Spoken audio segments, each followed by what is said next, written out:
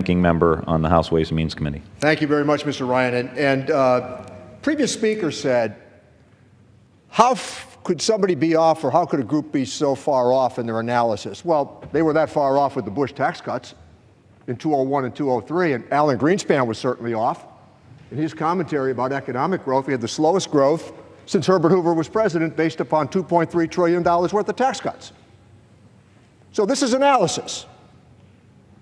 It's an economic forecast. It is not an algorithm where you pick up the computer, you push a button, and all of a sudden you get a score.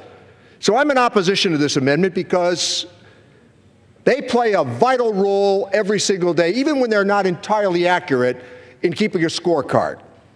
Members and staff on both sides, particularly at the Ways and Means Committee, we rely much upon their hardworking and nonpartisan analysis for what they do every day.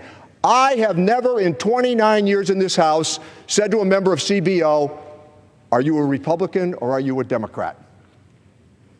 When we demean professional achievement from economists who try and strive every single day to come up with an accurate forecast, we do this institution no good. We should have a high regard for what these people do every single day. And let me say this, by the way, more accurate than the Office of Management and Budget during my recollections, who work for presidents who generally then come up with forecasts that presidents might or might not like. The CBO is an independent agency, and we need to keep it here. Congress could not do its work without the CBO, and as Tim Ryan said a few moments ago, this is the equivalent of let's beat up the referee after we don't like the outcome of the soccer game.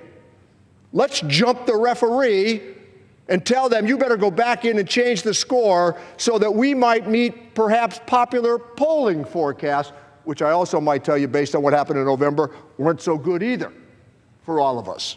Now, regardless of what political party we are members of, we should have regard for this House of Representatives and the independent role that CBO offers. And Chairman Kevin Brady stands with me on this. Leave the CBO alone.